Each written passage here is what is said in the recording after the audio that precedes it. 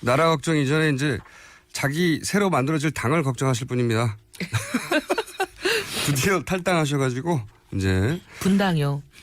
아 분당? 네, 분당이라고 표현하고 꼭 싶으시군요. 분당이라고 해주십시오. 아, 개인적인 개별적인 탈당이 아니라 네. 하나의 세력이 집단으로. 하나의 세력이 분당한 것이라고 주장하고 계시는. 네.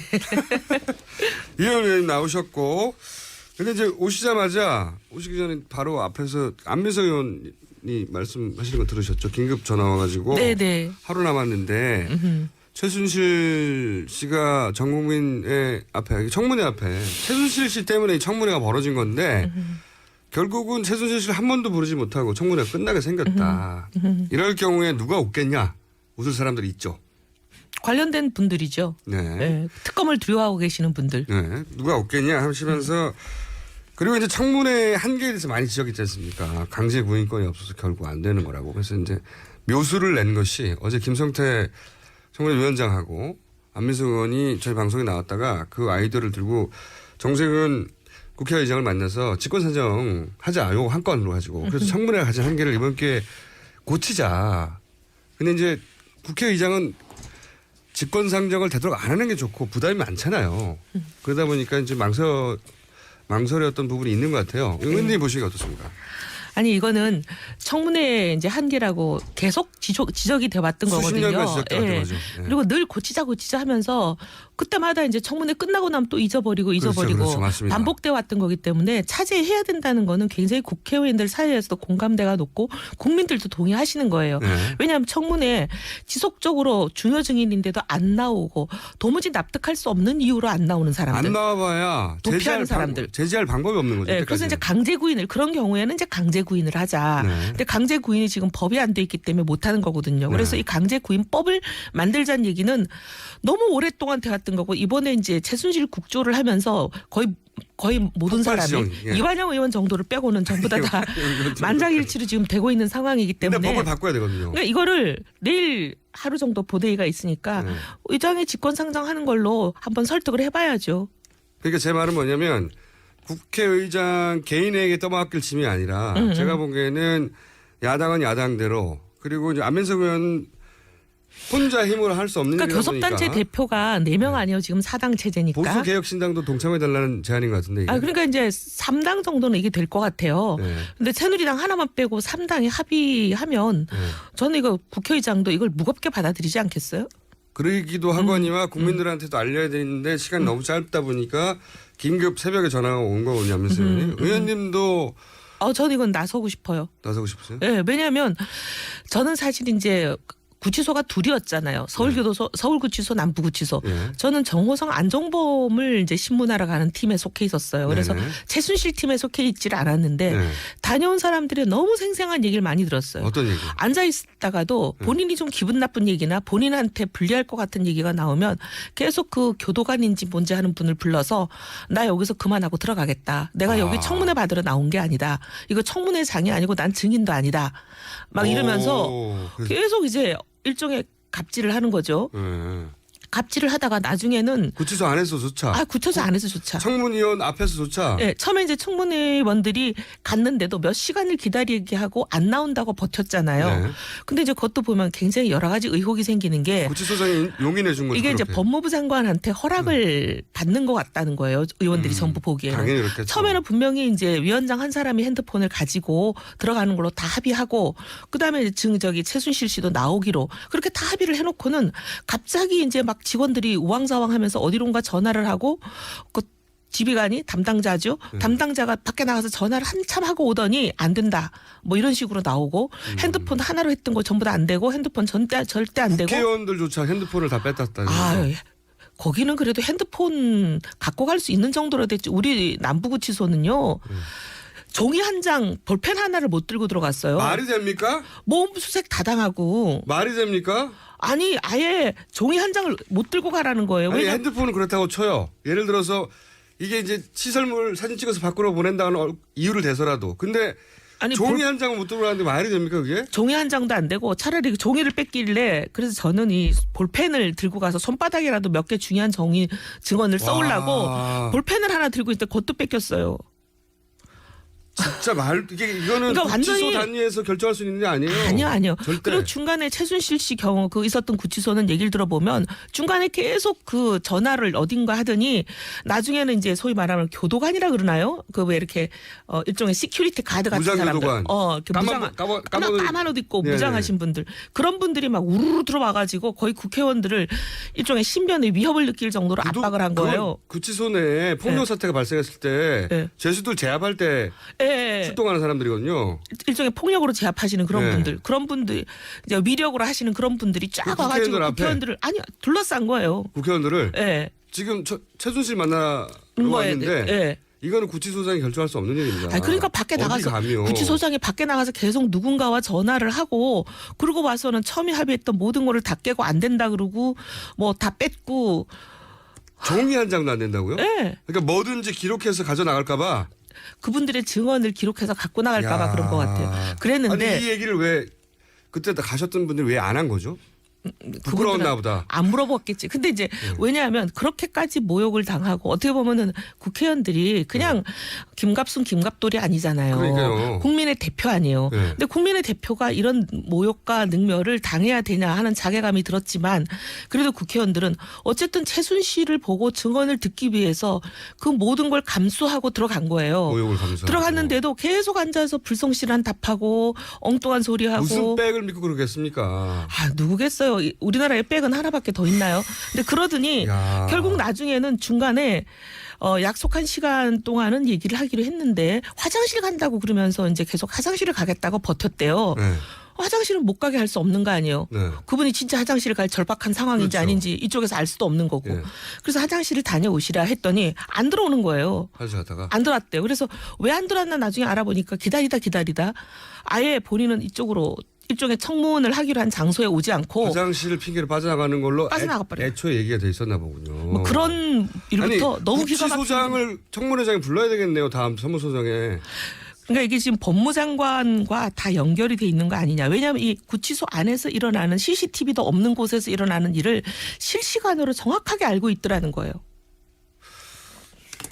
이거는요. 제가 보기에는 다음 청문회 이제 어쨌든 15일 남았지 않습니까? 예, 그래서 저희가 이거는 그리고 저기 15일이라는 것도 국회가 정한 룰이기 때문에 국회가 합의하면 바꿉니다. 얼마든지 연장이 가능해요. 아니 이거는 예. 직권 산정해야 되겠네요. 강제 구인해야 됩니다. 그리고 그 조혁대나 이런 사람들 하는 거 보세요. 그리고 분명히- 한 번 더 부르면 구치소장 꼭 부르세요. 구치소장 왜 예. 그랬냐고. 당신 권한이 어디까지인데 왜 그랬냐고. 아니 그리고 누구랑 기가 막힌 통화했냐고. 거는 그 조혁대 같은 특검에 고발하세요. 예. 이건 우리 왜 할 거예요. 수사를 방해하냐고. 그리고 조혁대 핸드폰 다 추적해가지고 누구랑 통화했냐고. 할 거예요. 그리고 조혁대 같은 분도 보면은 분명히 네. 국방훈령에 의하면 홍보훈령이에요. 인터뷰를 현역 군인이 할 때는 반드시 국방부 장관의 허가가 있어야 돼요. 특히 외국에서 할 때. 그때 미국에서 했잖아요. 자발적으로 했다고 했죠. 그게 그럴 수가 말도 없다는 안 되는 거죠. 예. 그리고 나와가지고도 이슬비라는 그런 사람 대동해가지고 왔는데 그 이슬비라는 사람이 순간적으로 자기 딴에는 말 실수죠. 얘기했잖아요. 공가로 처리해 준다. 공가라는 거는 국방부의 공식 업무를 할 때 주는 휴가인데 그러면 조योग 대의를 와서 수행하는 게 공식 업무란 얘기잖아요. 그리고 이게 정말 말이 안 되는 게 인터뷰를 자발적으로 미국에서 했다는 거 아닙니까? 군대가. 그럴 수가 없죠. 방금 이제 국방부 그러니까 군인이 인터뷰할 때 국방부 허가를 받아야 된다는 특히 말씀하셨는데 외국에 있을 때는. 그렇죠. 하셨는데 그냥 일반 사기업도 예. 취업 규칙을 들먹여서 그 못하게 해요. 이번에 그 조부장 조선일 부장도 취업 규칙 들면서 회사 재단에 불이익을 끼쳤다고 지금 잡으려고 하는 거잖아요. 사기업이나 재단도 그런데 군인이 대위가 말도 안 돼요. 말도 안 되는 거죠. 그거는 그 자체로. 자, 근데 그거 말고 네. 그 전에 네. 구치소장 좀 불러주시고요. 네. 그리고 이거 그렇게까지 심하게 당한 줄 몰랐네요. 말도 못했어요. 말도 못했어. 그러니까 카메라가 하나도 못 들어오니까 이런 거를 찍지도 그렇죠. 못하는 거죠. 결국 말밖에 없으니까 그리고 언론도 한 분도 못 들어왔기 때문에 보도할 사람도 보도할 없고. 사람도 없는 거죠. 그리고 이제 결국은 국회의원들이 나와서 나 당했어 말밖에 안 되니까 근데 다들 이게 국민들 앞에 이런 말씀을 드리는 게 국민들이 부끄럽죠. 얼마나 기가 막힐까. 국민들이 능멸당한 거잖아요. 처음 들었어요 저는. 그러면 예. 특검한테 구치소장 고발하시고요. 그래야 되는 사안 아닙니까? 우리 관련자들 할 거예요. 청문을 방해한 거 아닙니까? 네. 그리고 이거 의장님 설득해 주세요. 의장님 쫓아가서 얘기해야죠. 국민들은 할 게 뭐였죠, 그럼?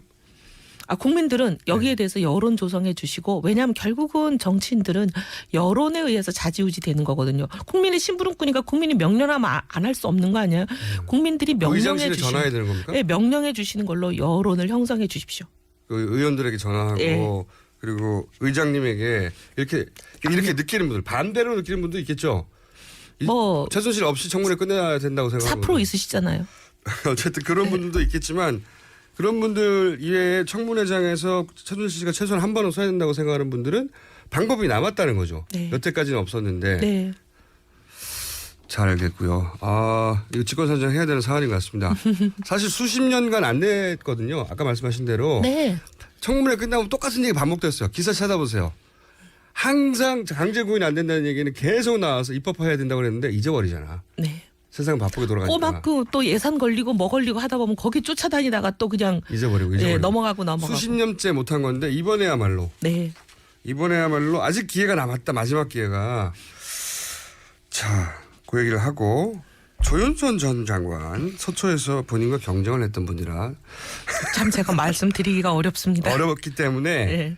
팩트만 말씀해 주세요. 네. 의견을 빼고 팩트만. 왜냐하면은 블랙리스트 의혹이 팍 터져버렸는데 유진용 장관 당시의 장관이에요. 사실은 당시의 장관이 입 다물어 버리면 이게 이제 입증하기 굉장히 어려운 부분인데 정황만이지. 유진용 장관이 나와서 그랬다. 내가 지시 받았다. 나 받았다라고 말을 해버렸어요. 그리고 이거 어디서 만들었냐 문건 보고 얘기했더니 정무수석실에서 만들었다 하더라. 당시 정무수석실은 수석이 조윤선 수석이죠. 그러니까요. 수석이 모르고 만약에 이런 문건이 만들어졌다. 지금 본인은 본 적도 없고 모른다는 거잖아요. 그럼 형법 122조에 의한 직무유기죄에 해당하는 거예요. 직무유기는 싸니까. 그쪽으로 아니요. 가시려고. 직무유기도 그렇게 가볍지는 않아요. 형법이니까. 어쨌든 여러 가지 말을 했어요. 바보냐? 뭐 이런 조윤선 지금은 장관이죠. 모른다고 하니까 바보냐? 그리고 또 한 가지 이제 납득이 안 되는 것 중에 하나는 그러면 왜 문체부 장관 집무실에 있는 멀쩡한 컴퓨터 사용 연한도 끝나지도 않고 아직 멀쩡하다는 그 컴퓨터를 급하게 교체를 했을까요? 하드디스크를 교체했다는 게 네. 밝혀졌죠. 근데 네. 하드디스크를 교체한 지금 변명이 새로 장관이 부임했기 때문에 새로 교체했다. 장관 부임할 때마다 연한 넘지 않은 하드디스크 교체하는 적도 없고 정부 규칙이. 네. 우리도 이제 일종의 국회라는 공공기관 안에 있잖아요. 네. 그거 안 해줍니다. 안 해주고. 예. 그다음에 더 기가 막힌 거는 9월 5일에 부임했는데 왜 11월 초에 2달이나 지나서 하드디스크를 교체했을까? 그러면 딱 부임과는 상관없는 거죠. 한 가지 가능성이 있죠. 2달 동안 아무 일도 안 했다? 컴퓨터를 한 번도 쓰지 않은 거죠. 그럴 수는 없죠. 그런데 그러면서 오늘 나온 새로운 뉴스가 뭐냐면 네. 이런 겁니다. 이제 유진용 장관이 굉장히 큰 그 빈 구석을 메꿔줬어요. 본인이 장관이었기 때문에 나한테 전화 왔어. 하라고. 야, 김기춘 전 비서실장한테 전화 왔어. 뭐 이런 쭉 얘기하다가 이런 얘기를 했어요. 최순실 씨가 시킨 거 아니겠느냐는 말도 했고 특검발로 실제 블랙리스트가 최순실 씨로부터 시작됐다라는 보도도 나왔어요. 최순실 씨가 문화계에서 자기가 하는 사업에 걸림돌이 될 사람들을 제거하는 목적으로. 그런데 최순실 씨를 조윤선 장관은 청문회에 나와서 모른다고 절대 모른다고 수차 부인했단 말이죠. 여러 자리에서도 그랬고. 근데 저는 이제 여기서 궁금한 겁니다. 조윤선 장관이 최순실 씨를 이제 이렇게 연결해 보면 알 법한데 모른다고 하는 것에 대해서 혹시 아시는 바 없습니까? 아니요, 이제 그 국회에서 그런 발언이 나가고 나서 전화들을 좀 받았죠. 의원님이 저도 그렇지만 이제 저하고 말고도 또 우리 당내 그런 전화를 받은 의원들이 얘기를 많이 해요. 어떤 얘기를 합니까? 뭔 얘기를 하냐면 이제 재벌 사모님이라고 표현을 하더라고요. 네. 재벌 사모님인 분들이 저럴 수가 있나 어떻게 저럴 수가 있지 나한테 최순실 씨를 거의 이렇게 모시고 여왕님 모시듯이 모시고 와서 인사시킨 사람이 조윤선 장관인데 어떻게 저런 얘기를 하나 이런 전화를 받은 분들이 있어요. 그러니까 근데 이제 그분들은 증언하기가 어려운 분들이죠. 왜냐하면 잃을 게 많고 굉장히 그런 분들이라 이제 공개적으로 나와서 증언하기를 꺼리죠. 의원님도 받으신 적이 있고요. 넘어갈게요. 있구나. 그러니까 이제 요는 청문회를 많은 분들이 봤으니까 근데 조윤선 장관의 청문회도 봤지만 국회에서도 대정부 질의가 있었으니까 대정부 질의 때 했던 얘기인 것 같네요. 지금 생각해보니까. 조윤선 장관이 최순실 씨 모른다고 했더니 그 장면을 본 몇몇 사모님들이 전화를 해가지고 아니 나한테 최순실 씨를 소개해 준 사람이 조윤선이야 라는 전화를 했다는 거죠. 말씀하세요. 네. 네. 끄떡끄떡 마시지 마시고. 네네. 저 안 보이거든요. 네. 라디오니까 죄송합니다. 예. 이거 새로운 뉴스 나왔습니다. 그러면은 의원님이 이걸 밝힐 일은 아니죠. 제가 하기는 그렇고요. 네. 또 그냥 저하고 특검이 부르면 가서 얘기해. 제가 경선했던 상대이니만큼. 네. 근데 이제 특검이 이건 조사를 해야 되고 특검이 조사를 하려는 의지가 강력한 것 같아요. 그런 것 같아요. 네. 그러니까 최순실 씨를 모른다고 여러 차례 얘기했지만 최순실 씨를 재벌 사모님들에게 손잡고 가서 소개해준 사람이 바로 조윤선 장관이다. 당신은 수석이었는지 모르겠는데 시점 모르겠지만 뭐 그 전화를 수석이든 장관이든 예. 복수의 의원들이 받았고 의원님도 그중 한 분이다. 이야 뉴스 나왔습니다.